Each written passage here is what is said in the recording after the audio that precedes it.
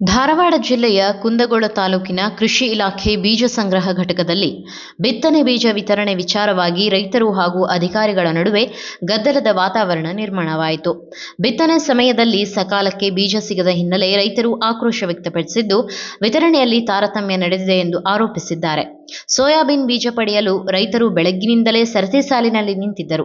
ಆದರೆ ಅಧಿಕಾರಿಗಳು ಬೀಜ ವಿತರಣೆ ಮಾಡಲು ವಿಳಂಬ ಮಾಡಿದ್ದು, ವಿವಿಧ ಕಾರಣಗಳನ್ನು ಹೇಳಿ ರೈತರನ್ನ ಗಂಟೆಗಟ್ಟಲೆ ಕಾಯಿಸಿದ್ದಾರೆ ಎಂದು ರೈತರು ದೂರಿದ್ದಾರೆ. ಇದರಿಂದ ಸ್ಥಳದಲ್ಲಿ ಕೆಲಕಾಲ ಉದ್ವಿಗ್ನ ಪರಿಸ್ಥಿತಿ ನಿರ್ಮಾಣವಾಯಿತು. ಇನ್ನು ತಮಗೆ ಬೇಕಾದ ಕಂಪನಿಯ ಬೀಜ ನೀಡದೆ ಬೇರೆ ಕಂಪನಿಯ ಬೀಜಗಳನ್ನು ಪಡೆಯುವಂತೆ ಅಧಿಕಾರಿಗಳು ಒತ್ತಾಯ ಮಾಡಿದ್ದಾರೆ ಎನ್ನುವ ಆರೋಪವು ಕೇಳಿಬಂದಿದೆ. ರೈತರು ಅಧಿಕಾರಿಗಳ ವಿರುದ್ಧ ಆಕ್ರೋಶ ಹೊರಹಾಕಿ ಪಾರದರ್ಶಕವಾಗಿ ಬೀಜ ವಿತರಣೆ ನಡೆಸುವಂತೆ ಆಗ್ರಹಿಸಿದರು. ರೈತರು ಮತ್ತು ಅಧಿಕಾರಿಗಳ ನಡುವೆ ಮಾತಿನ ಚಕಮಕಿ ನಡೆದಿದ್ದು, ಕೃಷಿ ಇಲಾಖೆ ಕಚೇರಿ ಎದುರು ಪ್ರತಿಭಟನೆ ಸದೃಶ ವಾತಾವರಣ ನಿರ್ಮಾಣವಾಯಿತು. ರೈತರ ಸಮಸ್ಯೆಗೆ ಕೃಷಿ ಇಲಾಖೆ ಯಾವ ರೀತಿಯ ಪರಿಹಾರ ಕ್ರಮ ಕೈಗೊಳ್ಳಲಿದೆ ಎಂಬುದು ಇದೀಗ ಕಾದು ನೋಡಬೇಕಿದೆ. ನೀವು ಸಣ್ಣ ಆಗ್ಬೇಕಲ್ವಾ? ಅದು ಒಂದು ಉತ್ತಮ ಆಹಾರದಿಂದ ಸಣ್ಣ ಆಗ್ಬೇಕಲ್ವಾ? ಪ್ರತಿದಿನ ನಮ್ಮ ಜೀನಿ ಸ್ಲಿಮ್ ನ ಯೂಸ್ ಮಾಡಿ ಯಾವುದೇ ಸೈಡ್ ಎಫೆಕ್ಟ್ ಇಲ್ದಂಗೆ ನೀವು ಸಣ್ಣ ಆಗ್ತೀರಾ.